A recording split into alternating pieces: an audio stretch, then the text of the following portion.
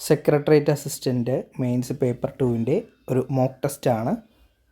ഒന്നാമത്തെ section principle of administration and മാനേജ്മെൻറ്റിൽ നിന്നുള്ള ചോദ്യമാണ്.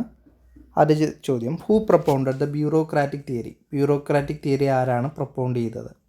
Options Max Weber, Henri Fayol, Peter Drucker, Woodrow Wilson. അപ്പോൾ ബ്യൂറോക്രാറ്റിക് തിയറി കൊണ്ടുവന്നിട്ടുള്ളത് ഓപ്ഷൻ എ ആണ്, മാക്സ് വെബറാണ്.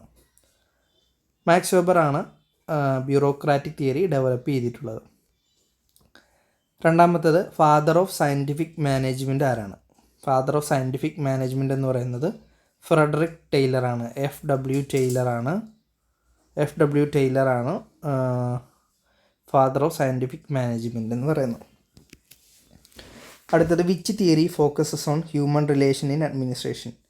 ഹ്യൂമൻ റിലേഷൻ ഇൻ അഡ്മിനിസ്ട്രേഷനെ ഫോക്കസ് ചെയ്യുന്ന തിയറി ഏതാണ്? ആൻസർ ഓപ്ഷൻ ബി ആണ്, behavioural theory. Behavioural theory focuses on human relations and the importance of people in administration.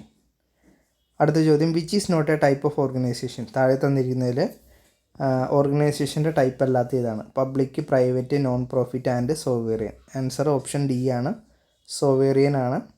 Is not a classified as a type of organisation.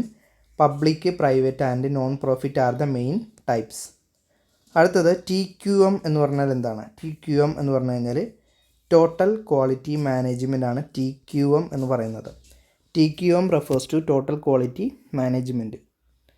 അടുത്ത ചോദ്യം, which one is not a function of management? താഴെ പറയുന്നതിൽ മാനേജ്മെൻറ്റിൻ്റെ function അല്ലാത്തത് ഏതാണ്? Planning, staffing, controlling, financing. Answer option D ആണ്, financing ആണ് ശരി ഉത്തരം. 5 main functions are planning, organising, staffing, directing and controlling. അടുത്ത ചോദ്യം, which management approach focuses on adaptability to environment? Which management approach focuses on adaptability to environment?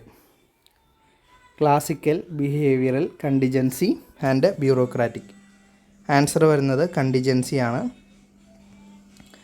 Contingency approach emphasises adapting to different environment. അടുത്തത്, what is the difference between management and administration? മാനേജ്മെൻറ്റും അഡ്മിനിസ്ട്രേഷനും തമ്മിലുള്ള വ്യത്യാസം എന്താണ്? ഇവിടെ answer B ആണ്, management is a part of administration. അഡ്മിനിസ്ട്രേഷൻ്റെ ഒരു പാർട്ടാണ് management. Administration lies down policies ഉണ്ടാക്കുക എന്നതാണ് അഡ്മിനിസ്ട്രേഷൻ്റെ പ്രധാനപ്പെട്ട ലക്ഷ്യം. മാനേജ്മെൻറ്റ് എന്ന് പറയുന്നത് ആ പോളിസീസ് ഇംപ്ലിമെൻറ്റ് ചെയ്യുക എന്നതാണ്.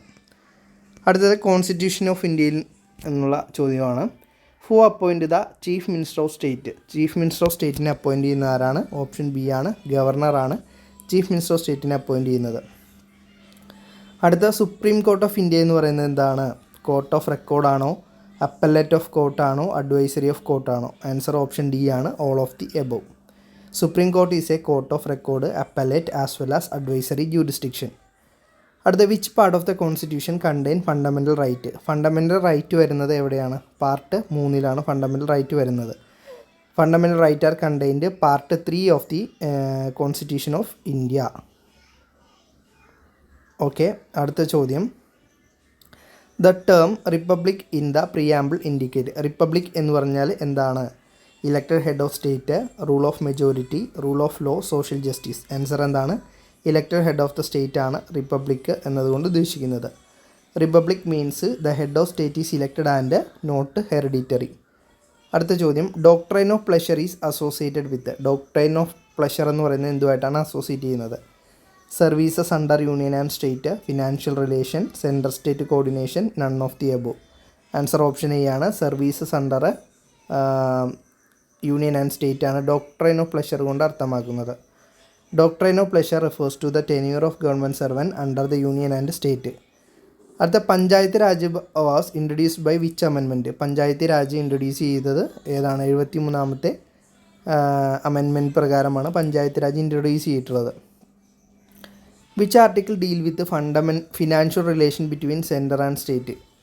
സെൻറ്ററും സ്റ്റേറ്റും തമ്മിലുള്ള ഫിനാൻഷ്യൽ റിലേഷനെ പറ്റി പറയുന്ന ആർട്ടിക്കിളാണ് article 268. Article 268 deal with duties levied by union but collected and appropriated by the states. അടുത്തത് Kerala model of economy and development which sector contribute the most to Kerala's GSDP. കേരളത്തിൻ്റെ GSDPയിലേക്ക് ഏറ്റവും കൂടുതൽ സംഭാവന ചെയ്യുന്നത് സർവീസ് സെക്ടറാണ്. ഓപ്ഷൻ സി ആണ് answer, service sector. Service sector is the largest contributor to Kerala's GSDP.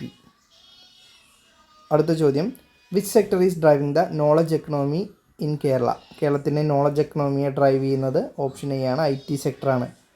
IT sector is the key driver to Kerala's knowledge economy. അടുത്ത, Kerala has a highest literacy rate because. എന്തുകൊണ്ടാണ് ഇവിടെ ഹയസ്റ്റ് ലിറ്ററസി റേറ്റ് ഉള്ളത്? ഇവിടുത്തെ welfare policies കാരണമാണ്. Kerala's welfare oriented policies are considered a primary reason for the high literacy rate.